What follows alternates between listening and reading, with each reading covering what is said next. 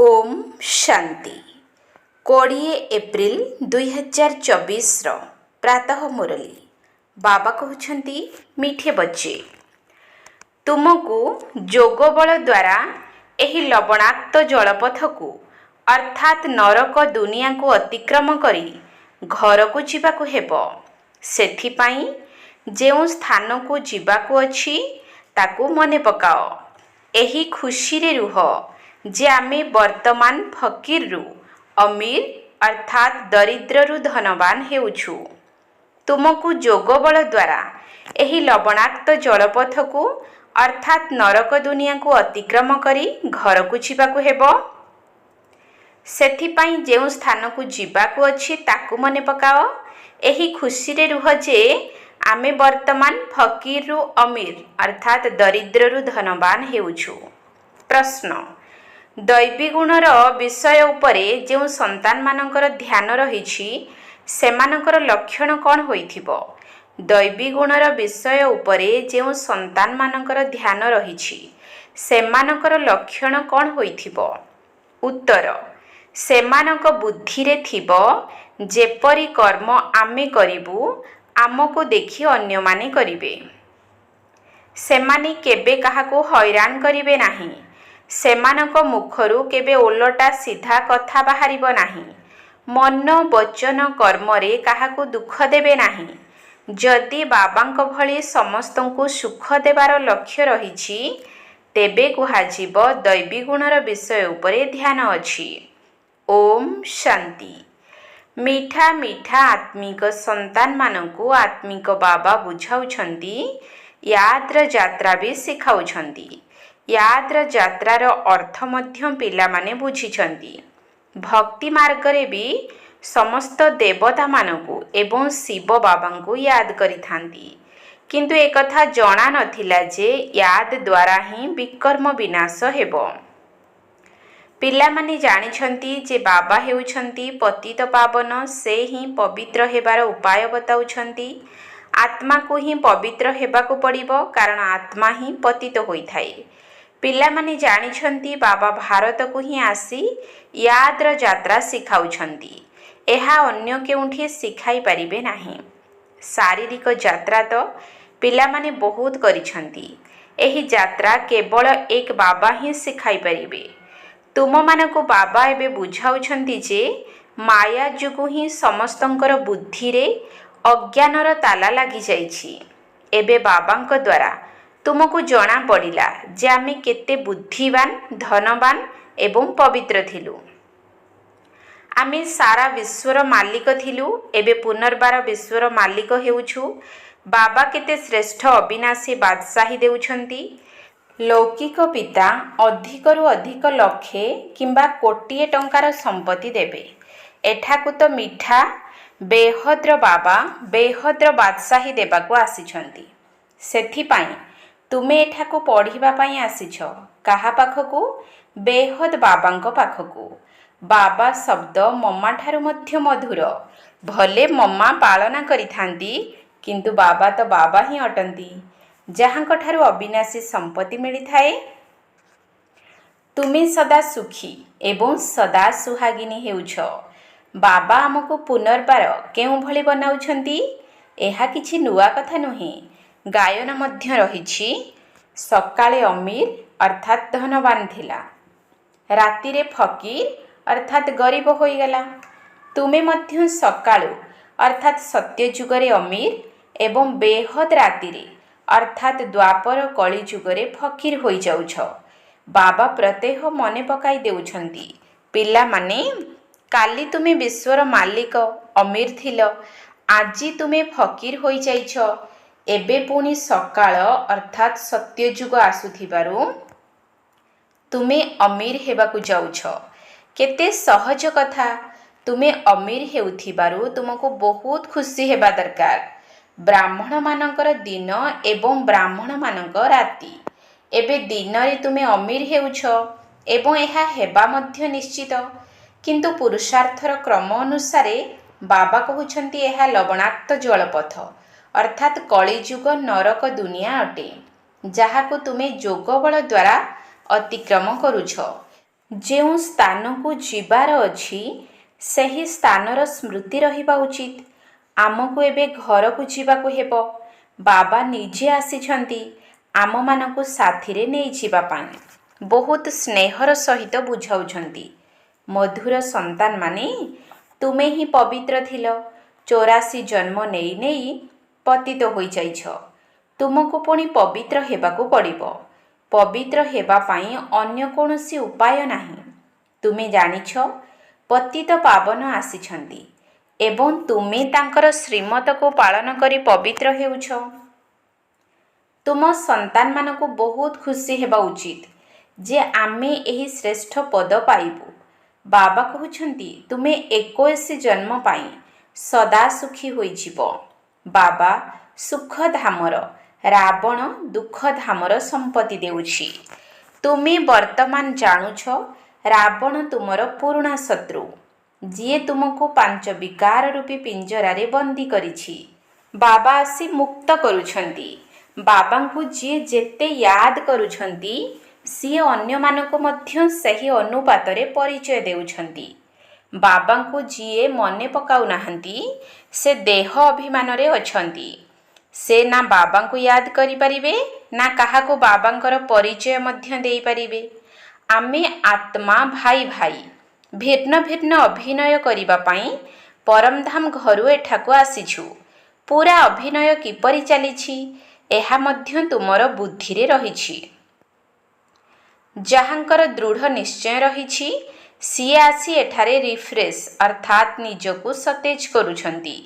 ଏହି ପାଠପଢ଼ା ଏପରି ନୁହେଁ ଯେ ତୁମକୁ ଶିକ୍ଷକଙ୍କ ସହିତ ରହିବାକୁ ହେବ। ନା, ନିଜ ଘରେ ରହି ମଧ୍ୟ ପାଠ ପଢ଼ିପାରିବ।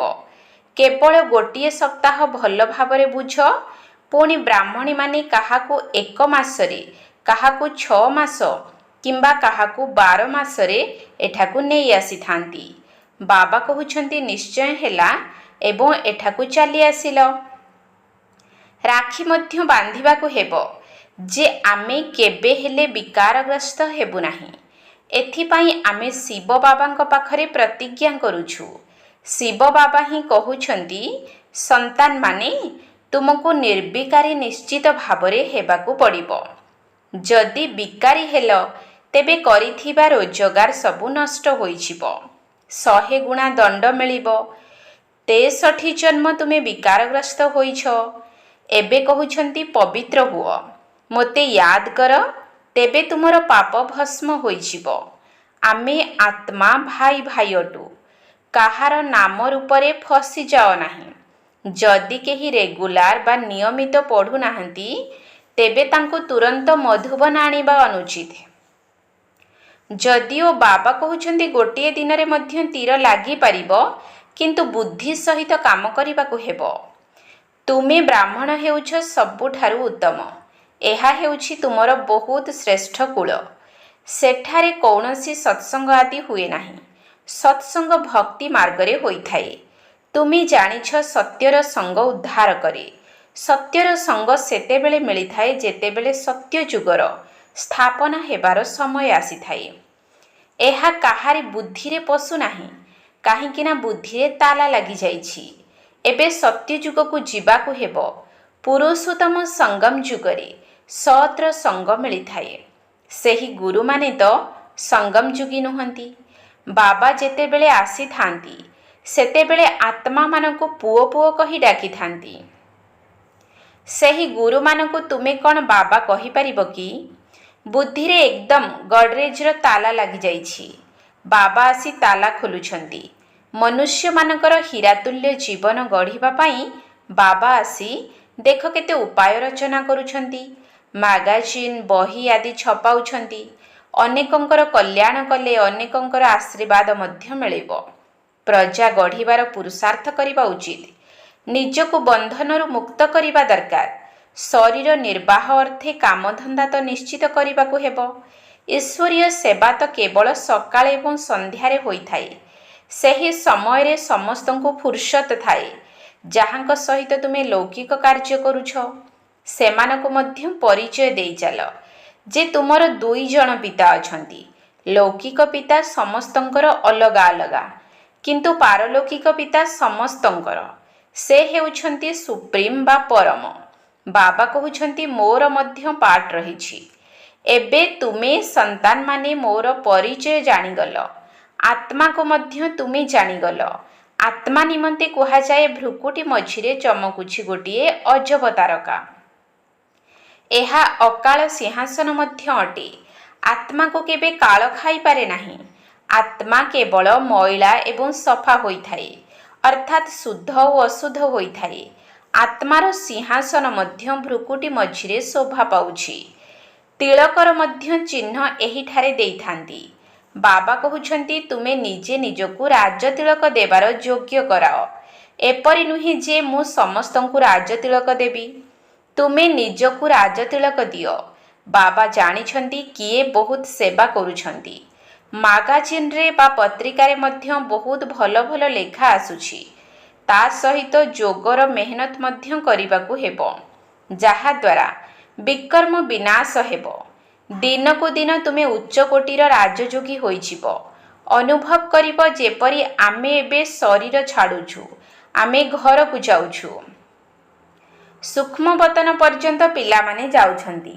ମୂଳବତନକୁ ଭଲ ଭାବରେ ଜାଣିଛନ୍ତି ଯେ ଏହା ଆମ ଆତ୍ମାମାନଙ୍କର ଘର ଅଟେ। ମନୁଷ୍ୟ ଶାନ୍ତିଧାମ ଯିବା ପାଇଁ ଭକ୍ତି କରୁଛନ୍ତି। ସୁଖଧାମ ବିଷୟରେ ତ ତାଙ୍କୁ ଜଣା ହିଁ ନାହିଁ। ବାବାଙ୍କ ବିନା ସ୍ୱର୍ଗକୁ ଯିବାର ଶିକ୍ଷା ତ କେହି ଦେଇପାରିବେ ନାହିଁ। ଏହା ହେଉଛି ପ୍ରବୃତ୍ତି ମାର୍ଗ। ଉଭୟଙ୍କୁ ମୁକ୍ତିଧାମ ଯିବାକୁ ହେବ। ଦୁନିଆରେ ତ ଓଲଟା ରାସ୍ତା ବତାଉଛନ୍ତି। କେହି ହେଲେ ମୁକ୍ତିଧାମକୁ ଯାଉନାହାନ୍ତି। ଅନ୍ତିମ ସମୟରେ ସମସ୍ତଙ୍କୁ ବାବା ହିଁ ଆସି ନେଇଯିବେ। ଏହା ତାଙ୍କର କର୍ତ୍ତବ୍ୟ। କେହି କେହି ଭଲ ଭାବରେ ପାଠ ପଢ଼ି ରାଜ୍ୟ ଭାଗ୍ୟ ନେଉଛନ୍ତି। ବାକି ସମସ୍ତେ କିପରି ପଢ଼ିବେ? ସେମାନେ ଯେପରି କ୍ରମାନୁସାରେ ଆସୁଛନ୍ତି, ସେହିପରି କ୍ରମାନୁସାରେ ଯିବେ। ଏହି କଥାରେ ଅଧିକ ସମୟ ନଷ୍ଟ କର ନାହିଁ। କହୁଛ ବାବାଙ୍କୁ ୟାଦ କରିବା ପାଇଁ ଫୁର୍ସତ ବି ମିଳୁନାହିଁ। ପୁଣି ଏସବୁ କଥାରେ କାହିଁକି ସମୟ ନଷ୍ଟ କରୁଛ? ଏହା ତ ନିଶ୍ଚୟ ଅଛି ଯେ ଇଏ ବେହଦ୍ର ପିତା, ଶିକ୍ଷକ, ଗୁରୁ ମଧ୍ୟ ଅଟନ୍ତି। ପୁଣି ଅନ୍ୟ କାହାକୁ ୟାଦ କରିବାର ଆବଶ୍ୟକତା ନାହିଁ। ତୁମେ ଜାଣିଛ କଳ୍ପ ପୂର୍ବରୁ ମଧ୍ୟ ଶ୍ରୀମତ ଆଧାରରେ ଚାଲି ପବିତ୍ର ହୋଇଥିଲୁ। ଘଡ଼ି ଘଡ଼ି ଚକ୍ରକୁ ମଧ୍ୟ ବୁଦ୍ଧିରେ ଘୁରାଉଥାଅ। ତୁମର ନାମ ହେଉଛି ସ୍ୱଦର୍ଶନ ଚକ୍ରଧାରୀ। ଜ୍ଞାନ ସାଗରଙ୍କଠାରୁ ତୁମକୁ ଭରପୁର ହେବାରେ ସମୟ ଲାଗୁନାହିଁ, ଖାଲି ହେବାରେ ସମୟ ଲାଗୁଛି। ପାଣି ବାଲ୍ଟି ଭର୍ତ୍ତି ଏବଂ ଖାଲି ହେବାର ଉଦାହରଣ। ତୁମେ ହେଉଛ ହଜିଯାଇ ପୁଣି ମିଳିଥିବା ମଧୁର ସନ୍ତାନ। କାହିଁକି ନା କଳ୍ପ ପରେ ଆସି ମିଶୁଛ। ଏହି ନିଶ୍ଚୟ ପକ୍କା ହେବା ଦରକାର। 84 ଜନ୍ମ ପରେ ଆମେ ପୁନର୍ବାର ଆସି ବାବାଙ୍କ ସହିତ ମିଶୁଛୁ। ବାବା କହୁଛନ୍ତି ଯିଏ ପ୍ରଥମେ ଭକ୍ତି କରିଥିଲେ ସିଏ ହିଁ ପ୍ରଥମେ ଜ୍ଞାନ ନେବାର ଯୋଗ୍ୟ ହୋଇଛନ୍ତି। କାହିଁକି ନା ଭକ୍ତିର ଫଳ ମଧ୍ୟ ଦରକାର ନା। ତେଣୁ ସର୍ବଦା ନିଜର ଫଳ ଅଥବା ସମ୍ପତ୍ତିକୁ ସ୍ମରଣ କରୁଥାଅ। ଫଳ ଅକ୍ଷର ହେଉଛି ଭକ୍ତି ମାର୍ଗର, ସମ୍ପତ୍ତି ଅକ୍ଷର ଯଥାର୍ଥ ଅଟେ। ବେହଦ୍ର ବାବାଙ୍କୁ ୟାଦ କଲେ ସମ୍ପତ୍ତି ମିଳିଥାଏ। ଏହା ଛଡ଼ା ଅନ୍ୟ କୌଣସି ଉପାୟ ନାହିଁ। ଭାରତର ପ୍ରାଚୀନ ଯୋଗ ପ୍ରସିଦ୍ଧ ଅଟେ। ସେମାନେ ଭାବୁଛନ୍ତି ଆମେ ଭାରତର ପ୍ରାଚୀନ ଯୋଗ ଶିଖୁଛୁ। ବାବା ବୁଝାଉଛନ୍ତି ସେମାନେ ଡ୍ରାମା ଅନୁସାରେ ହଟ୍ ଯୋଗୀ ହୋଇଯାଉଛନ୍ତି। ତୁମେ ଏବେ ରାଜଯୋଗ ଶିଖୁଛ। କାହିଁକି ନା ବର୍ତ୍ତମାନ ହେଉଛି ସଙ୍ଗମ ଯୁଗ। ତାଙ୍କର ଧର୍ମ ଅଲଗା ଅଟେ। ବାସ୍ତବରେ ସେମାନଙ୍କୁ ଗୁରୁ କରିବା ଅନୁଚିତ, କିନ୍ତୁ ଡ୍ରାମା ଅନୁସାରେ ପୁନର୍ବାର ଗୁରୁ ନିଶ୍ଚିତ କରିବେ। ତୁମକୁ ଏବେ ସଠିକ ରାସ୍ତାରେ ଯିବାକୁ ପଡ଼ିବ। ଧର୍ମରେ ହିଁ ଶକ୍ତି ରହିଛି। ତୁମକୁ ମୁଁ ଯେଉଁ ଦେବୀ ଦେବତା କରାଉଛି, ଏହି ଧର୍ମ ବହୁତ ସୁଖଦାୟୀ ଅଟେ। ମୋ ସହିତ ଯିଏ ଯୋଗଯୁକ୍ତ ହେଉଛନ୍ତି ତାଙ୍କୁ ମୋର ଶକ୍ତି ମଧ୍ୟ ମିଳୁଛି। ତେବେ ବାବା ସ୍ୱୟଂ ଧର୍ମ ସ୍ଥାପନ କରୁଥିବାରୁ ତାଙ୍କ ପାଖରେ ବହୁତ ଶକ୍ତି ରହିଛି। ତୁମେ ସମଗ୍ର ବିଶ୍ୱର ମାଲିକ ହୋଇଯାଉଛ। ବାବା ଏହି ଧର୍ମର ମହିମା କରୁଛନ୍ତି ଯେ ଏଥିରେ ବହୁତ ଶକ୍ତି ରହିଛି। ସର୍ବଶକ୍ତିମାନ ବାବାଙ୍କ ଠାରୁ ଅନେକଙ୍କୁ ଶକ୍ତି ମିଳୁଛି। ବାସ୍ତବରେ ସମସ୍ତଙ୍କୁ ଶକ୍ତି ମିଳୁଛି, କିନ୍ତୁ କ୍ରମାନୁସାରେ। ତୁମର ଯେତେ ଶକ୍ତି ଦରକାର ବାବାଙ୍କ ଠାରୁ ନିଅ। ପୁଣି ଦୈବୀ ଗୁଣ ମଧ୍ୟ ଧାରଣ ହେବା ଦରକାର। କାହାକୁ ହଇରାଣ କର ନାହିଁ କିମ୍ବା ଦୁଃଖ ଦିଅ ନାହିଁ। ଇଏ କେବେ କାହାକୁ ଓଲଟା ସିଧା ଶବ୍ଦ କୁହନ୍ତି ନାହିଁ। ଜାଣିଛନ୍ତି ଯେପରି କର୍ମ ମୁଁ କରିବି ମୋତେ ଦେଖି ଅନ୍ୟମାନେ କରିବେ। ଆସୁରୀ ଗୁଣଧାରୀରୁ ଦୈବୀ ଗୁଣଧାରୀ ହେବାକୁ ପଡ଼ିବ। ଦେଖିବାକୁ ହେବ ଆମେ କାହାକୁ ଦୁଃଖ ଦେଉନାହୁଁ ତ? ଏପରି କେହି ନାହାନ୍ତି ଯିଏ କାହାକୁ ଦୁଃଖ ଦେଉନଥିବେ। କିଛି ନା କିଛି ଭୁଲ ନିଶ୍ଚିତ ହେଉଛି। ସେହି ଅବସ୍ଥା ଅନ୍ତିମ ସମୟରେ ହିଁ ହେବ, ଯେଉଁ ସମୟରେ ମନ, ବଚନ, କର୍ମରେ ତୁମେ କାହାକୁ ଦୁଃଖ ଦେବ ନାହିଁ। ବର୍ତ୍ତମାନ ଆମେ ପୁରୁଷାର୍ଥୀ ଅବସ୍ଥାରେ ଅଛୁ। ପ୍ରତ୍ୟେକ କଥା ପୁରୁଷାର୍ଥର କ୍ରମାନୁସାରେ ହେଉଛି। ସମସ୍ତେ ସୁଖ ପାଇବା ପାଇଁ ପୁରୁଷାର୍ଥ କରୁଛନ୍ତି, କିନ୍ତୁ ବାବାଙ୍କ ବିନା କେହି ସୁଖ ଦେଇପାରିବେ ନାହିଁ। ଆମେ ଜାଣିଛେ ସୋମନାଥ ମନ୍ଦିରରେ କେତେ ହୀରାନୀଳା ଥିଲା। ସେ ସବୁ କେଉଁଠାରୁ ଆସିଥିଲା, କିପରି ସାହୁକାର ହେଲେ, ସାରାଦିନ ଏହି ପାଠର ଚିନ୍ତନରେ ରହିବା ଦରକାର। ଗୃହସ୍ଥ ବ୍ୟବହାରରେ ରହି କମଳ ପୁଷ୍ପ ସମାନ ପବିତ୍ର ହେବାକୁ ପଡ଼ିବ।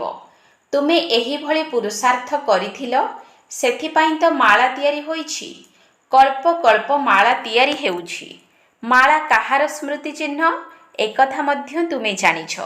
ସେମାନେ ତ ମାଳାର ସ୍ମରଣ କରି କରି ବହୁତ ବିଭୋର ହୋଇଯାଉଛନ୍ତି।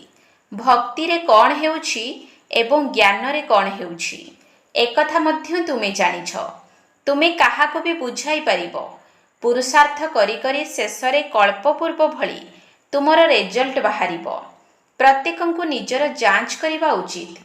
ତୁମେ ଜାଣିଛ ଆମକୁ ଏହିପରି ହେବାକୁ ପଡ଼ିବ।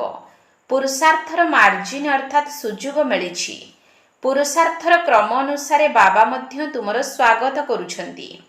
ତୁମେ ବାବାଙ୍କର ଯେଉଁଭଳି ସ୍ୱାଗତ କରୁଛ, ତୁମଠାରୁ ଅଧିକ ବାବା ତୁମର ସ୍ୱାଗତ କରୁଛନ୍ତି।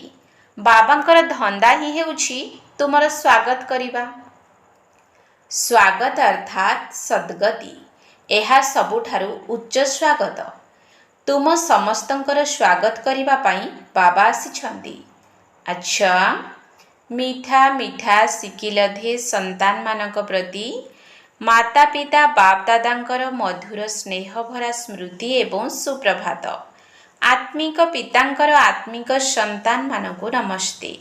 ଆତ୍ମିକ ସନ୍ତାନମାନଙ୍କର ଆତ୍ମିକ ବାପ୍ ଦାଦାଙ୍କୁ ନମସ୍ତେ ନମସ୍ତେ ନମସ୍ତେ। ସୁପ୍ରଭାତ। ଧାରଣା ପାଇଁ ମୁଖ୍ୟ ସାର। 1 ନମ୍ବର ପଏଣ୍ଟ, ଅନେକଙ୍କର ଆଶୀର୍ବାଦ ନେବା ପାଇଁ କଲ୍ୟାଣକାରୀ ହେବାକୁ ପଡ଼ିବ। ଶରୀର ନିର୍ବାହ ଅର୍ଥେ କର୍ମ କରି ମଧ୍ୟ ନିଜକୁ ବନ୍ଧନରୁ ମୁକ୍ତ କରି ସକାଳେ ଏବଂ ସନ୍ଧ୍ୟାରେ ଈଶ୍ୱରୀୟ ସେବା ନିଶ୍ଚିତ କରିବାକୁ ହେବ। ଅନେକଙ୍କର ଆଶୀର୍ବାଦ ନେବା ପାଇଁ କଲ୍ୟାଣକାରୀ ହେବାକୁ ପଡ଼ିବ।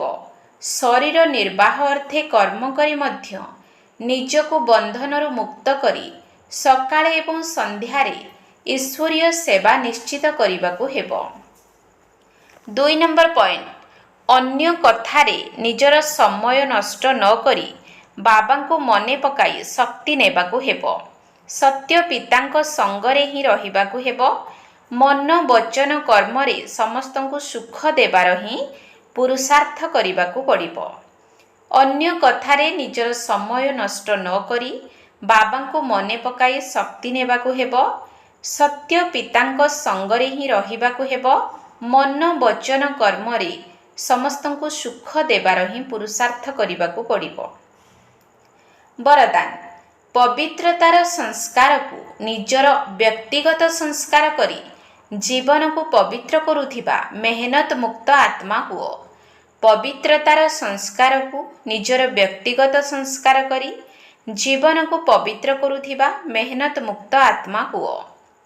କେତେକ ପିଲାଙ୍କୁ ପବିତ୍ର ଜୀବନଯାପନ କରିବା ପାଇଁ ମେହନତ ଲାଗିଥାଏ। ଏଥିରୁ ପ୍ରମାଣିତ ହେଉଛି ଯେ ସେମାନେ ବରଦାତା ପିତାଙ୍କ ଠାରୁ ନିଜର ଜନ୍ମ ସମୟର ବରଦାନ ନେଇନାହାନ୍ତି, କାରଣ ବରଦାନରେ ମେହନତ କରିବାକୁ ପଡ଼ିନଥାଏ। ପ୍ରତ୍ୟେକ ବ୍ରାହ୍ମଣ ଆତ୍ମାକୁ ଜନ୍ମ ହେବା ମାତ୍ରକେ ପବିତ୍ର ଭବ, ଯୋଗୀ ଭବର ବରଦାନ ସର୍ବପ୍ରଥମେ ପ୍ରାପ୍ତ ହୋଇଥାଏ। ଯେପରି ଜନ୍ମରୁ ରହିଥିବା ସଂସ୍କାର ବହୁତ ପକ୍କା ହୋଇଥାଏ, ସେହିପରି ପବିତ୍ରତା ବ୍ରାହ୍ମଣ ଜନ୍ମର ଆଦି ସଂସ୍କାର ଏବଂ ନିଜ ସଂସ୍କାର ଅଟେ। ଏହି ସ୍ମୃତି ଆଧାରରେ ହିଁ ନିଜର ଜୀବନକୁ ପବିତ୍ର କର। ମେହନତ କରିବାରୁ ମୁକ୍ତ ହୁଅ। ସ୍ଲୋଗାନ ଯାହାଙ୍କ ଭିତରେ ସେବା କରିବାର ଶୁଦ୍ଧ ଭାବନା ରହିଥାଏ ତାଙ୍କୁ ହିଁ ଟ୍ରଷ୍ଟି ବା ନିମିତ୍ତ ଆତ୍ମା କୁହାଯିବ।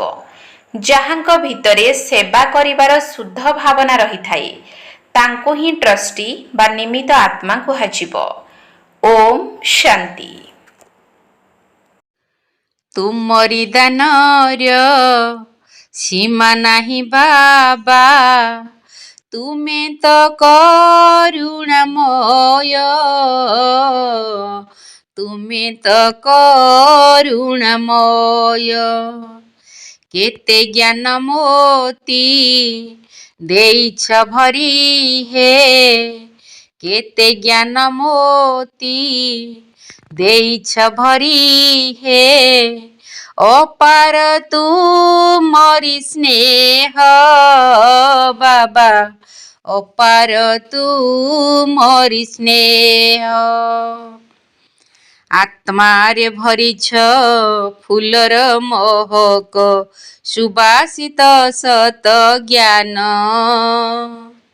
ଆତ୍ମାରେ ଭରିଛ ଫୁଲର ମହକ, ସୁବାସିତ ସତ ଜ୍ଞାନ। ବିଷୟ ବିକାର ଅର୍ଘ୍ୟ ନେଇ ବାବା, ବିଷୟ ବିକାର ଅର୍ଘ୍ୟ ନେଇ ବାବା, ହାଲୁକା କରିଲ ମନ, ହାଲୁକା କରିଲ ମନ। ଝର ଝର ଝରେ ଜ୍ଞାନ ରତ୍ନମାଳା, ଝର ଝର ଝରେ ଜ୍ଞାନ ରତ୍ନମାଳା, ଗଳାରେ ଲମ୍ବିବା ପାଇଁ,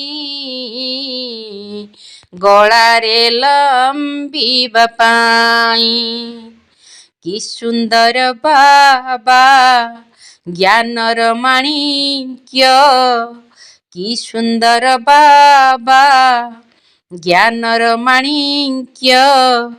ତୁମକୁ ଭୁଲିବି ନାହିଁ ମୁଁ, ତୁମକୁ ଭୁଲିବି ନାହିଁ। ଏ ସାରା ସଂସାର ରାଗ ହିଂସା ଭରା, ଦିଶଇ କଳା କୋଇଲା। ଏ ସାରା ସଂସାର ରାଗ ହିଂସା ଭରା, ଦିଶଇ କଳା କୋଇଲା। ତୁମ ଜ୍ଞାନ ବଳେ ଚମକି ଉଠିବ, ତୁମ ଜ୍ଞାନ ବଳେ ଚମକି ଉଠିବ, ହେବ ଭାଇ ଭାଇ ଖେଳା ବାବା ହେ, ହେବ ଭାଇ ଭାଇ ଖେଳା। ଟିକି ଆତ୍ମା ଫୁଲ ସ୍ୱାଗତ କରୁଛି, ଶିବ ବାବା ତୁମ ପାଶେ, ଶିବ ବାବା ତୁମ ପାଶେ। ଟିକି ଆତ୍ମା ଫୁଲ ସ୍ୱାଗତ କରୁଛି, ଶିବ ବାବା ତୁମ ପାଶେ, ଶିବ ବାବା ତୁମ ପାଶେ। ଆଲୋକର ପଥ ଦେଖାଇଛ ତୁମେ, ଆଲୋକର ପଥ ଦେଖାଇଛ ତୁମେ, ଦେବତା ହେବାକୁ ଶେଷେ, ଦେବତା ହେବାକୁ ଶେଷେ। ତୁମରି ଦାନର ସୀମା ନାହିଁ ବାବା, ତୁମେ ତ କରୁଣାମୟ, ତୁମେ ତ କରୁଣାମୟ। କେତେ ଜ୍ଞାନ ମୋତି ଦେଇଛ ଭରି ହେ, କେତେ ଜ୍ଞାନ ମୋତି ଦେଇଛ ଭରି ହେ, ଅପାର ତୁମରି ସ୍ନେହ ବାବା, ଅପାର ତୁମରି ସ୍ନେହ।